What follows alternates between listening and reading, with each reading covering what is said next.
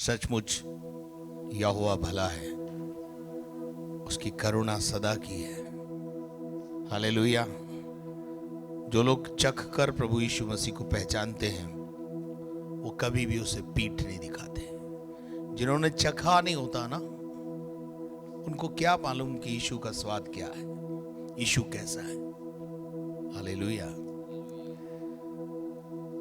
प्रभु को धन्यवाद देते हैं। भजन 23 कंप्लीट करके हम भजन 24 में आज आप प्रवेश कर रहे हैं। भजन 24 का पहला 4 पद हम पढ़ेंगे। पृथ्वी और जो कुछ उसमें है हाँ। यहोवा ही का है, जगत और उसमें निवास करने वाले भी, क्योंकि उसी ने उसकी नींव समुद्रों के ऊपर दृढ़ करके रखी और महानदों के ऊपर स्थिर किया है। यहोवा के पर्वत पर कौन चढ़ सकता है और उसके पवित्र स्थान में कौन खड़ा हो सकता है? जिसके काम निर्दोष और हृदय शुद्ध है, जिसने अपने मन को व्यर्थ बात की ओर नहीं लगाया और न कपट से शपथ खाई है। Praise the Lord.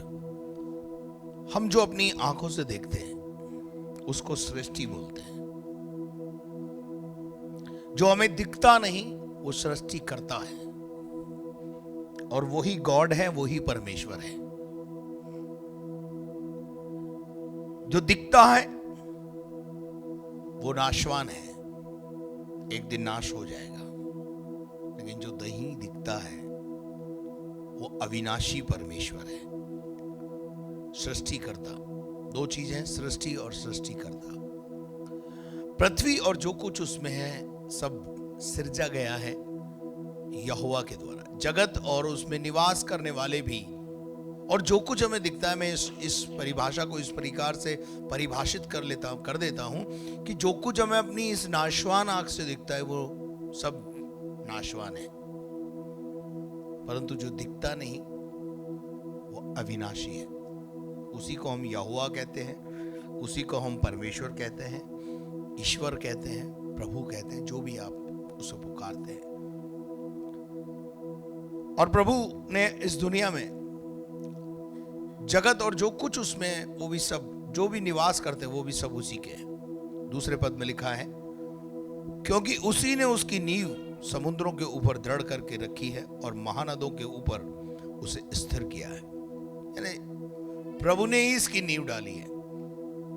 कैसे पता चलता है? उत्पत्ति 1:1 और 1:2 और उत्पत्ति का पहला अध्याय जब हम पढ़ते हैं तो हमें मालूम पड़ता है कि आदि में परमेश्वर ने आकाश और पृथ्वी की रचना की। ये लिखा है, आदि में परमेश्वर ने आकाश और पृथ्वी की सृष्टि की, और पृथ्वी बेडोल और सुनसान पड़ी थी, और गहरे जल के ऊपर अंधियारा था, तथा परमेश्वर का आत्मा जल के ऊपर मंडराता था। जल के ऊपर मंडराता था। और आप उस पूरे अध्याय को जब आप पढ़ेंगे, पहले अध्याय को, कैसे सूरज, कैसे चांद, कैसे तारा, कैसे पेड़ पौधे, जीव जंतु और मैं और आप सिरजे गए, आपको सारी सृष्टि की रचना वहां पर मालूम पड़ेगी। और जो कुछ प्रभु ने बनाया वो सब सुंदर बनाया। हालेलुया। परमेश्वर सब कुछ मुंह से बोलता गया और वो बनता चला गया, और जब वो बनता चला गया तो परमेश्वर ने देखा और बोला अच्छा है, अच्छा है, अच्छा है। और सब कुछ बनाने के बाद परमेश्वर ने आदम को बनाया, और आदम को बनाने के बाद भी कहा अच्छा है। लेकिन कुछ दिनों के बाद उसने एक और बात बोली, आदम का अकेला रहना अच्छा नहीं है। इसलिए हवा ओरिजिन में आ गई, स्त्री का निर्माण हुआ। तो ये सुंदर सृष्टि जो है परमेश्वर ने बनाई है। दारू परमेश्वर ने नहीं बनाई है।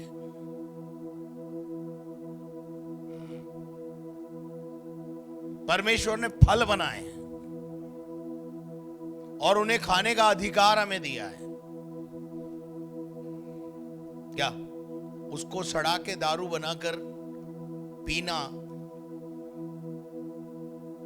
परमेश्वर के वचन के खिलाफ है। बाइबल में 75 बार शराब नहीं पीने के लिए लिखा है।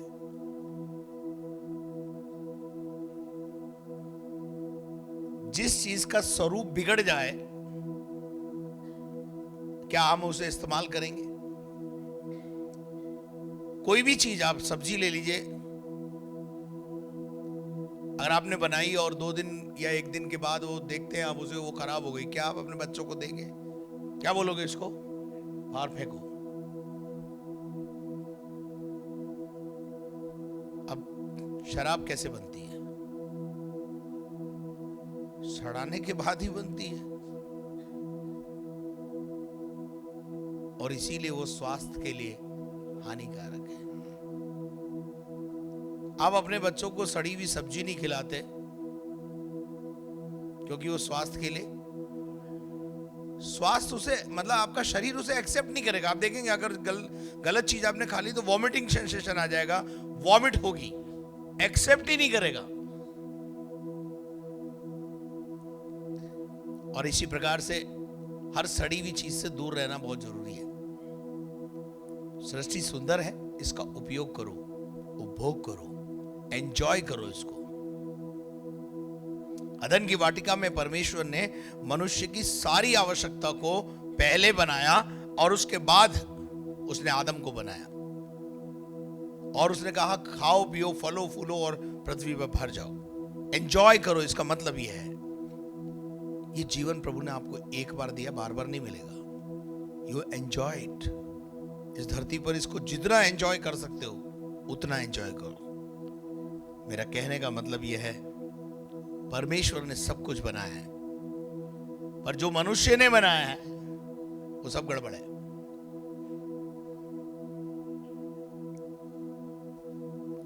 जो कुछ मनुष्य ने बनाया उसके ऊपर लिखना पड़ता है स्वास्थ्य के लिए हानिकारक है। जो परमेश्वर ने बनाया वो सब स्वास्थ्य के लिए लाभदायक है। क्या आप मेरे साथ हैं? आप मेरी बात समझ रहे हैं? जो तीसरा पद है वो है यहोवा के पर्वत पर कौन चढ़ सकता है। अगर हमने भजन 15 सुना था तो भजन 15 में भी कुछ ऐसी ही बातें हैं। भजन 15 का पहला दूसरा आयत पढ़ने का ब्रदर, जो मैं आपको याद दिलाने के लिए पढ़ा रहा हूं बस। हे परमेश्वर, हे परमेश्वर, तेरे तंबू में कौन रहेगा? तेरे तंबू में कौन रहेगा और तेरे पर्वत पर कौन बसने पाएगा? कौन बसने पाएगा। ये हमने बहुत अच्छी रीति से 15 में सीखा। लेकिन आज फिर मैं आपको एक बात और यहां पर बताना चाहता हूं कि दोबारा दाऊद भजन 24 को लिखते समय यह कह रहा है कि हे परमेश्वर, तेरे पर्वत पर कौन चढ़ सकता है। मेरे अजीजों, जब जब खुदा को मनुष्य से बात करनी थी होती थी, वो पर्वत पर उतरता था। इसीलिए भजन का एक लेखक बोलता है, मैं अपनी आंखें पर्वतों की ओर लगाऊंगा, क्योंकि उसे ये पता है कि परमेश्वर जब उतरता है तो पर्वत पर उतरता है। हालेलुया। बाइबल में कई पर्वत हैं जिनके बारे में बाइबल में लिखा हुआ है। सिने पर्वत, करमेल पर्वत, होरे पर्वत, ऐसे कई पर्वत हैं जहां पर हम देखते हैं कि परमेश्वर की उपस्थिति होती थी। परमेश्वर को जब बात करना होता था, परमेश्वर मूसा से कई बार बोला पर्वत पर आ। क्यों? नीचे उतर के बात नहीं करता परमेश्वर? क्यों वो धरती पे नहीं उतर पाता? क्यों वो पर्वत पर ही बोला? देखिए, करमेल एक पर्वत का नाम है जहां परमेश्वर प्रतिदिन उतरता है। पर्वत से जब हम बात करते हैं तो क्या होता है, हमारी दिमाग में वो जो सामने पहाड़ है ना, उसी पे जाती है बात। पर मैं आपको बताना चाहता हूं, केवल वहीं दिमाग मत लगाओ।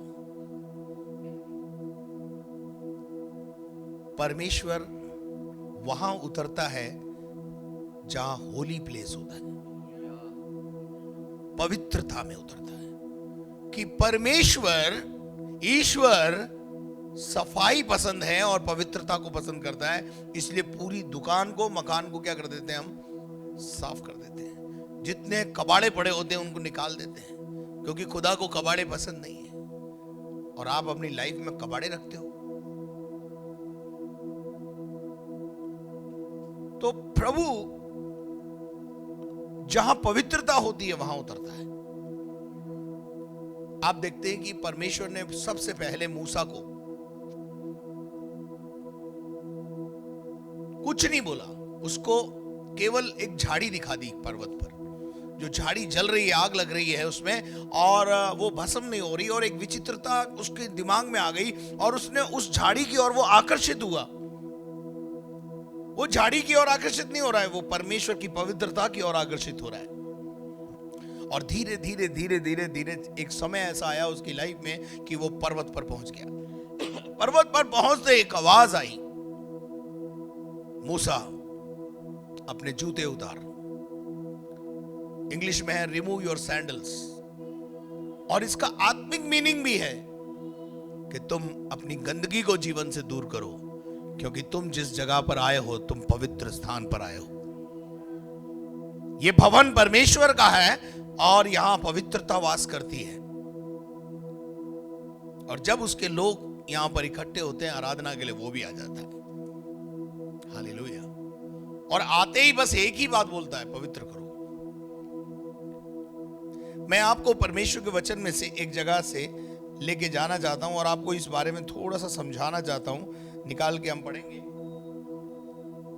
निर्गमन की किताब में आएंगे और उसका 19वां अध्याय और उसके 10 पद से थोड़ा धीरे धीरे पढ़ेंगे।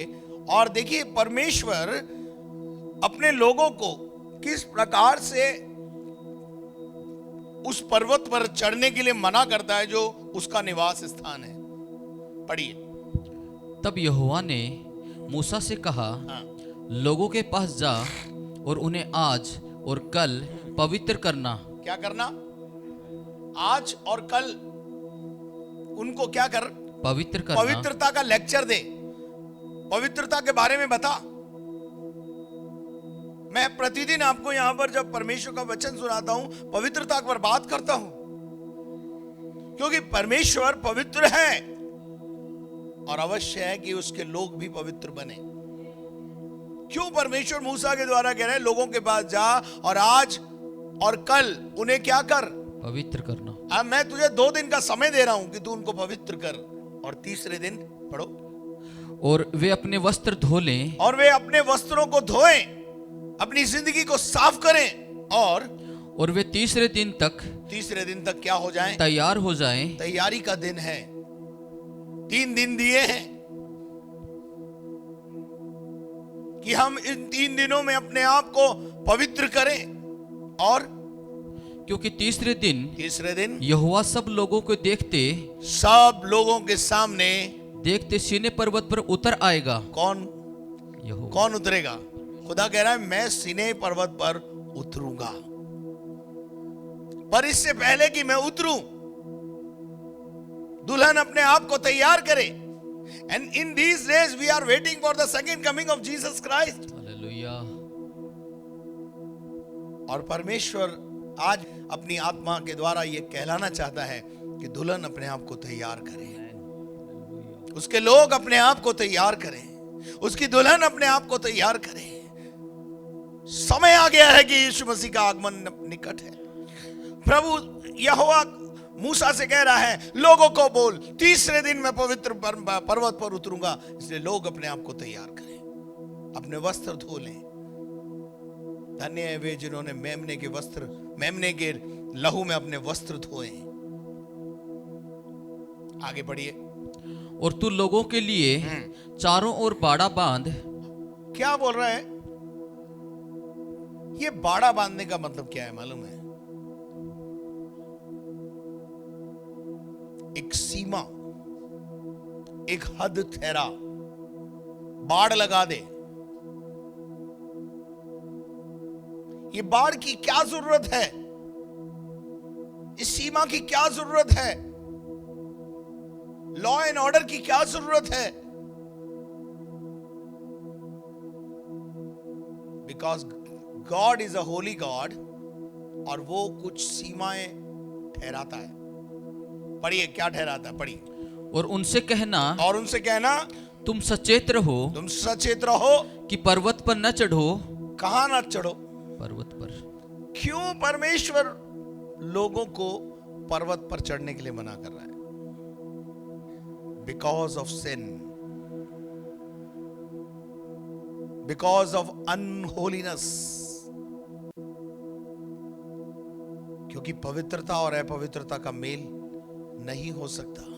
अंधियारा और उजियाला एक साथ नहीं रह सकते।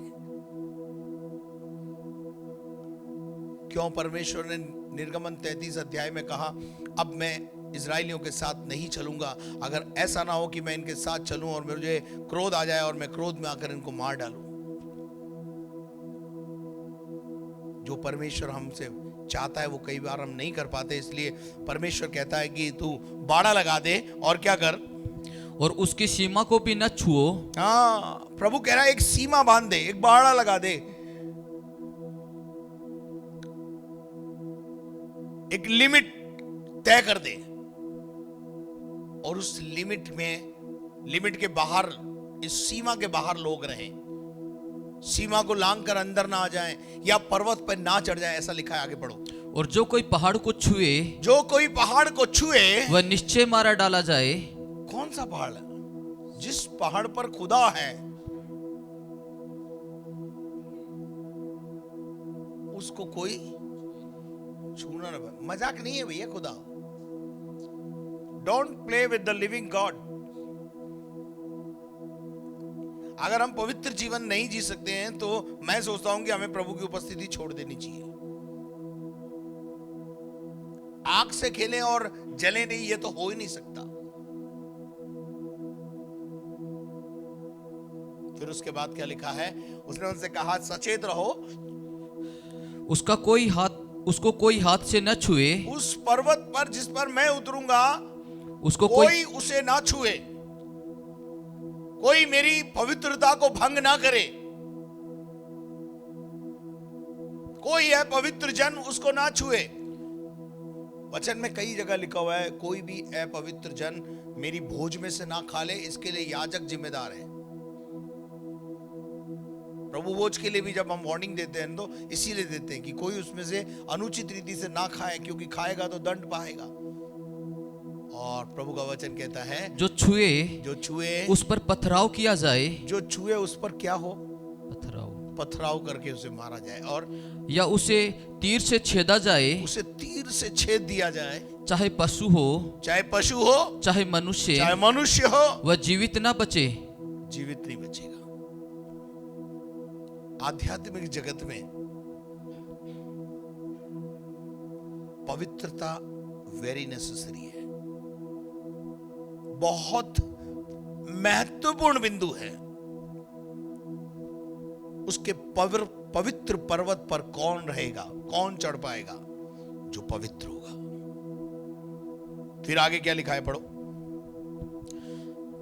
जब महाशब्द वाले नरसिंगे का शब्द देर तक सुनाई दे, तब लोग पर्वत के पास आए।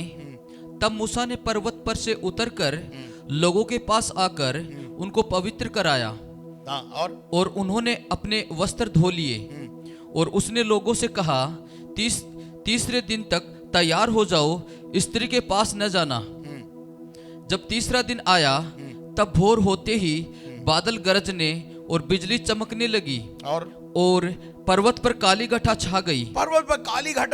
और फिर नरसिंगे का बड़ा भारी शब्द हुआ। जो खुदा करता है वो करता है भाई। आगे। और छावनी में जितने लोग थे सब कांप उठे। और तब मूसा लोगों को परमेश्वर से, छावनी में जितने लोग थे वो उसको देख कर क्या हो गए? कांप गए। आगे। तब मूसा लोगों को परमेश्वर से भेंट कराने के लिए छावनी से निकाल ले गया। और वे पर्वत के नीचे खड़े हुए। कहां खड़ा करा? दूर, पर्वत के नीचे। एक सीमा जो बांधी थी उसको लांघने के लिए मना किया। देखिए यहां पर भी जब हम आते हैं तो दो सीमा है। एक सीमा है नीचे और एक सीमा है ऊपर। ऊपर हर आदमी नहीं आ सकता है। स्टेज है, स्टेज की अपनी एक ऑल्टर है, ऑल्टर की अपनी एक गरिमा है। इसलिए मैं इन बजाने गाने वालों को भी बोलता हूं कि अपना जीवन पवित्र रखो, नहीं तो मर जाओगे।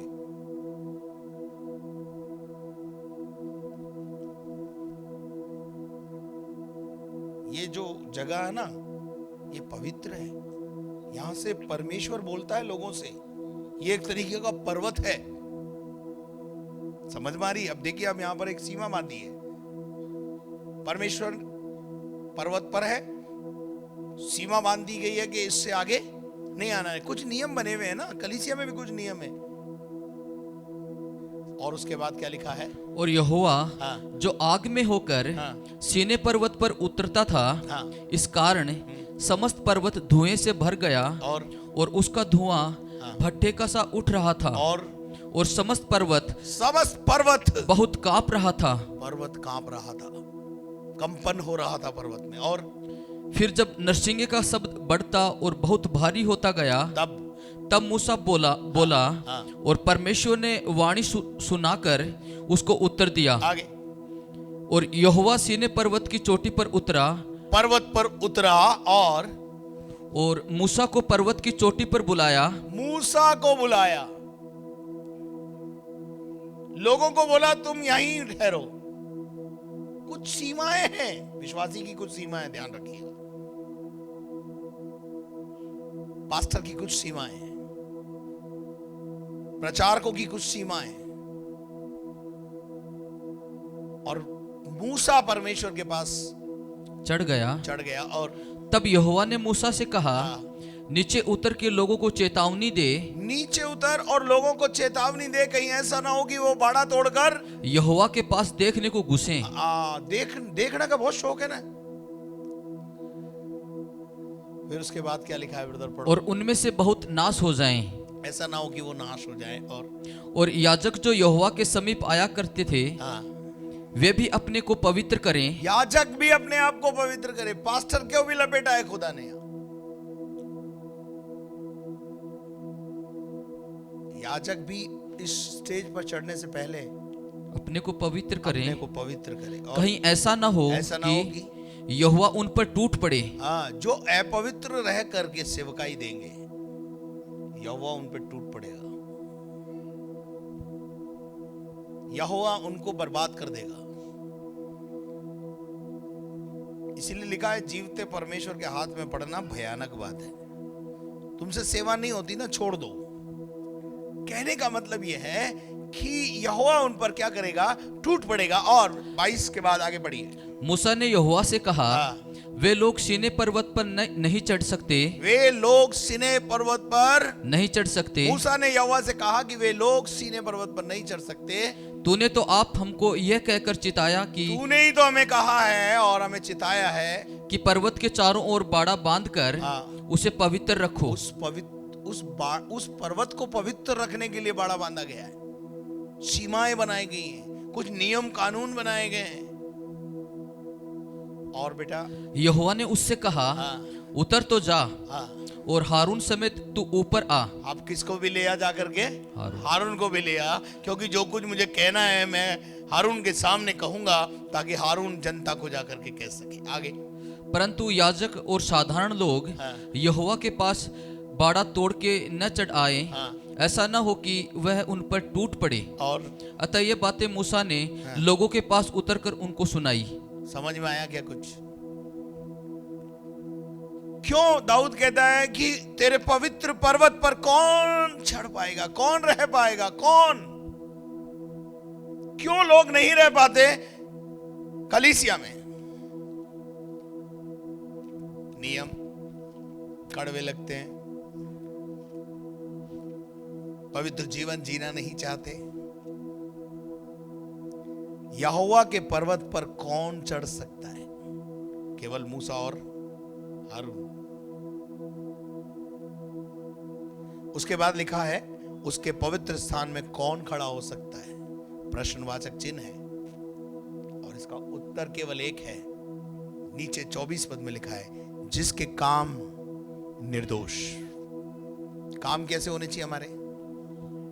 हमारा जीवन निर्दोष होना चाहिए, कोई हम पर दोष ना लगाने पाए। कई बार तो हमारा मन ही हमको दोषी ठहराता रहता है कि तू गलत काम करता है। जिसका काम निर्दोष और हृदय शुद्ध हो, हमारे काम, हमारे अमाल, हमारा एटीट्यूड, हमारा व्यवहार, हमारा बोलना चलना, उठना बैठना, पहनना ओढ़ना, सब खुदा को पसंद आना चाहिए। तब हम खुदा की ओर से ब्लेसेड होते हैं। वही रह पाएगा खुदा के मंदिर में। आमोस की किताब 9 उसका 9 पद पढ़ो। मेरी आज्ञा से खुदावंद कहता है मेरी आज्ञा से इजराइल का घराना इजराइल का घराना मतलब विश्वासियों का घराना, सब विश्वासी लोग। हाँ, सब जातियों में ऐसा चाला जाएगा। चालने का क्या मतलब होता है? जैसे स्त्रियां गेहूं को चलनी में डालकर चलाती हैं, और जब वो गेहूं को चलाया जाता है तो पतला दाना और छोटे छोटे कोई कंकर पत्थर जो होते हैं वो चलनी के छेद में से क्या हो जाते हैं, नीचे निकल जाते हैं। उसको आप अपनी भाषा में अड़िया बोलते हैं। हाँ जी, मसीह कई प्रकार के होते हैं। कुछ अड़िया मसीह भी होते हैं, कुछ दलिया मसीह भी होते हैं, कुछ बलवंत मसीह भी होते हैं। हालेलुया। जो बलवंत है, बाइबल में लिखा है परमेश्वर इजराइल के घराने को, विश्वासियों को चलनी में डालकर चालता है, रोज चलाता है। और लिखा है जैसा अन्न चलनी में चला जाता है, जैसा गेहूं चलनी में चलाया जाता है, और परंतु उसका एक भी पुष्ट दाना, पवित्र दाना। पुष्ट दाने का मतलब है हष्ट पुष्ट, वचन में मजबूत, तगड़ा, तंदुरुस्त। वो दाना कभी धरती पर नहीं गिरेगा। कौन सा दाना गिरेगा? जो उस छेद में एडजस्ट नहीं हो रहा है, जो पतला है, जो अड़िया है, जो कचरा है। बहनें रोज अपने घर से कचरा निकालती हैं, कहां डालती हैं? हाँ, बाहर। आजकल तो गाड़ी आती ले जाती। ऐसे ही खुदा बाप की गाड़ी भी आती रोज कलीसिया में से कचरा ले जाती है। वो कहां चला गया? वो कचरा था, चला गया, खुदा ने कर दिया साफ। मेरी पत्नी हमेशा एक बात बोलती है मुझे, खुदा जिसको रखना चाहेगा वही यहां रह पाएगा।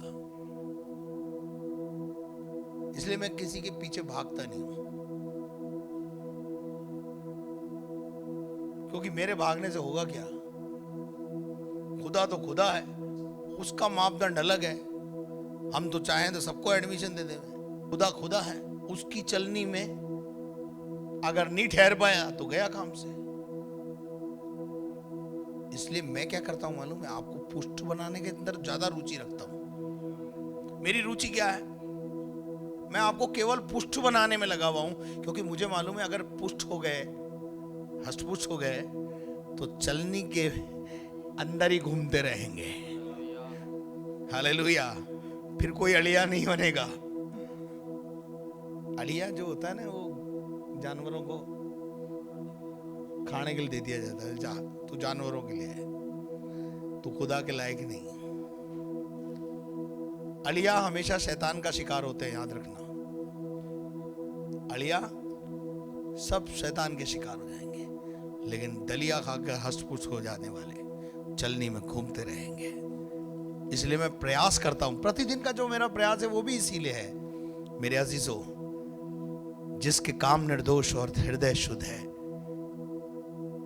हम अपने हृदय को हमेशा शुद्ध रखें। पवित्रता में परमेश्वर बसता है। हालेलुया।